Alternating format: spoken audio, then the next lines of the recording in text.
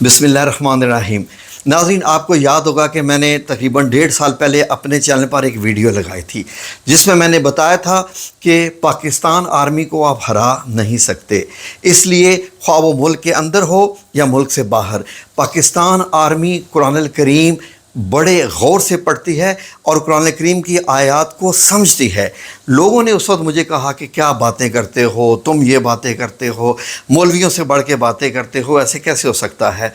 अब दुनिया ने देखा है, खाली पाकिस्तानियों ने ही देखा, दुनिया ने देखा है कि पाकिस्तान आर्मी ने कुरान पाक की आयत को इस्तेमाल करते हुए, उन पर यकीन करते हुए, उन पर अमल करते हुए जब ये ऑपरेशन बुनियानम मरसूस किया तो अल्लाह रब्बुल इज़्ज़त ने किस तरीके से वाकई आहनी दीवार की तरह इनको बना दिया। और दुश्मन पे जब इन्होंने हमले किए, दुश्मन अंधा हो गया था, बेबस हो गया था।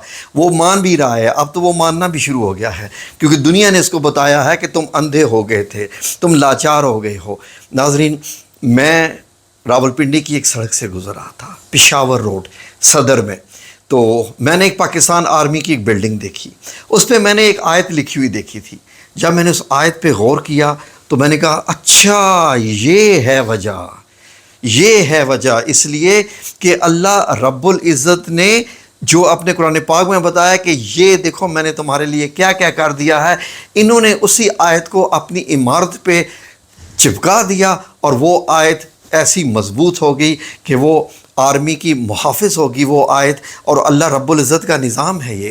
तो हाँ, अब मैं आपको बता रहा था कि मैं जब गुज़र रहा था रावलपिंडी की एक रोड से, तो मैंने इमारत पर ये आयत लिखी हुई देखी, तो मैंने कहा अच्छा ये है बात कि जिसने पाकिस्तान आर्मी को इतनी इज़्ज़त बख्शी हुई है और इतना कंट्रोल दिया हुआ है कि 90% भी एक जमात के लोग हो के भी इनका कुछ नहीं बिगाड़ सकते और ना बिगाड़ सकेंगे, इसलिए कि अल्लाह रब्बुल इज़्ज़त हक़ और सच का भी साथ देता है। और अल्लाह रब्बुल इज़्ज़त पे यकीन करने वाले जब हक़ और सच की खातिर लड़ते भी हैं तो अल्लाह उनको मजबूत कर देता है। नाज़रीन, आयत कौन सी है वो मैं आपको बताता हूँ, आप गौर से सुनिएगा। अब ये भी देखें कि नाज़रीन, कुछ ऐसे भी नाम होते हैं जो बड़े स्ट्रांग होते हैं, कुछ ऐसी शख्सियात होती हैं उनके साथ अल्लाह रब्बुल इज़्ज़त की वैसे ही गैबी मदद होती है। नाज़रीन, मैं भी उन्हीं शख्सियात में से हूँ जो कुछ चेहरा शनास होते हैं, चेहरे को देख के पढ़ लेते हैं।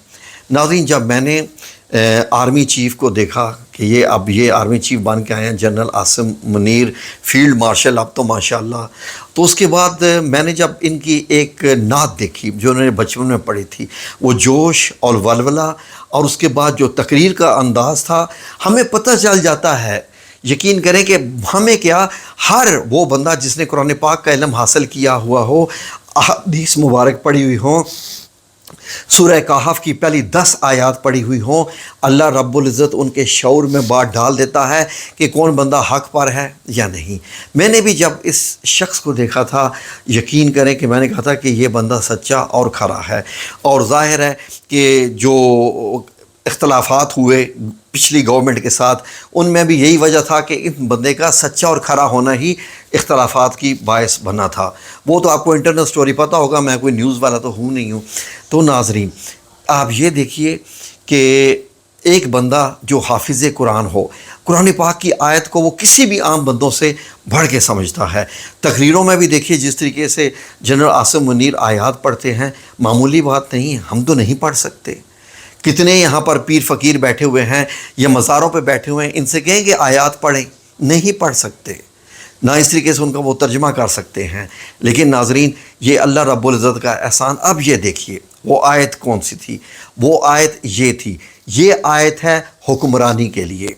जो बंदा भी इस आयत को लिख कर अपनी जेब में डाले और इतना इसका विर्द करे कि ये उसके दिल की धड़कन बन जाए और ये आयत उसके मुंह से ऐसे निकले कि जैसे, मतलब यह है कि आम अल्फाज में बंदा बोलता है तो ये आयत उसकी ताकत बन जाती है। सूरह अल-लुक़मान जो कि 31 नंबर सूरत है कुरान पाक की, उसकी आयत नंबर 20, मुकम्मल आयत के अंदर का ये हिस्सा है। पहले मैं आपको मुकम्मल आयत बताता हूँ। देखिए मुकम्मल आयत क्या है कि उसका मैं तर्जुमा पेश करता हूँ आयत नंबर 20 का। क्या तुमने नहीं देखा کہ جو کچھ آسمانوں اور زمین پر ہے سب کو اللہ تعالیٰ نے تمہارے قابو میں کر دیا ہے. یس، جس کو کہتے ہیں نا مسخر کرنا، تمہارے قابو میں کر دیا ہے جو کچھ آسمان پر ہے اور جو کچھ زمین پر ہے، اور تم پر اپنی ظاہر کی اور باطنی نعمتیں بھی پوری کر دی ہیں.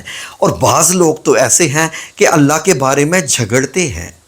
فار ایگزامپل کافروں کی بات کریں، اللہ کے بارے میں جھگڑتے ہیں، نہ علم رکھتے ہیں اور نہ ہی ہدایت والی کتاب روشن ہے ان کے پاس، یعنی ان کے پاس کچھ بھی نہیں ہے، کوئی واضح دلیل نہیں ہے. اب مطلب گاؤں ماتا کا پیشاب پینے والے، کبھی بندر کو خدا بنانے والے، ہاتھی کو خدا بنانے والے، کبھی کچھ کرنے والے، اور اس کے اوپر پھر جو اس کا شیو لنگ ہے اس کی عبادت کرنے والے. میں یہاں بتا نہیں سکتا، ذرا جا کے گوگل کر لیجئے شیو لنگ کیا ہے ان کا. اب سنیے، اس آیت میں جو ایک حصہ ہے وہ کیا ہے؟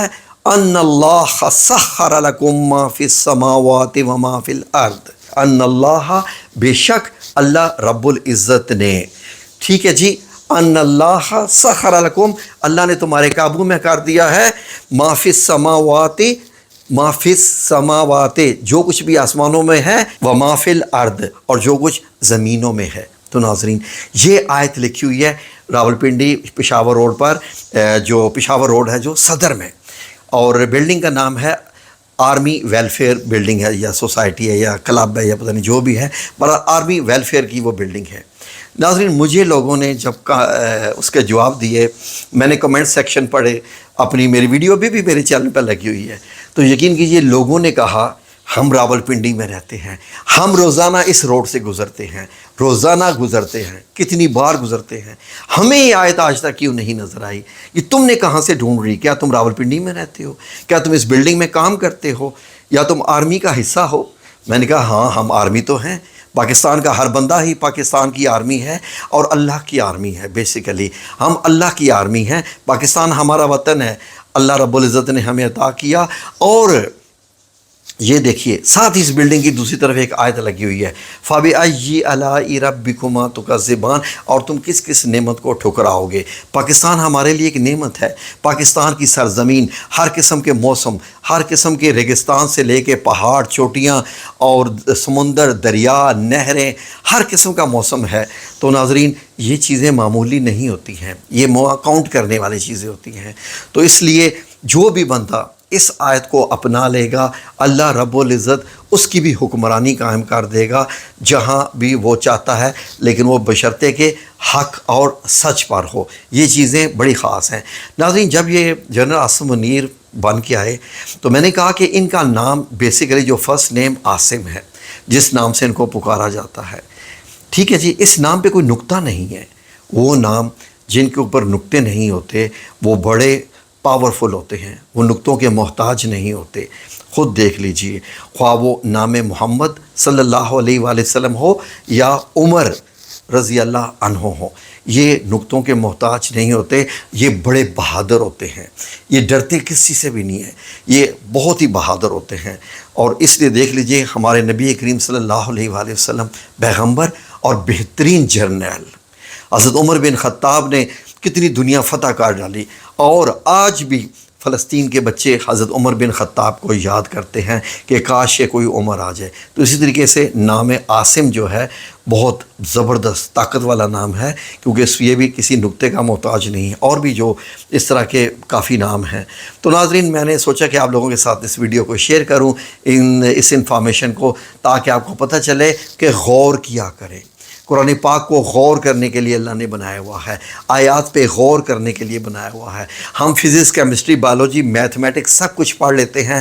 ہم نہیں پڑھتے تو صرف قرآن کریم نہیں پڑھتے، کیونکہ ہمارے پاس تو دنیا میں ہم اتنے مصروف ہیں کہ ہمارے پاس وقت ہی نہیں ہے کہ قرآن پڑھیں اور اس پہ غور کریں. لیکن ہماری آرمی قرآن پاک پہ غور کرتی ہے، اور اللہ رب العزت نے ان کو عزت عطا فرمائی ہے.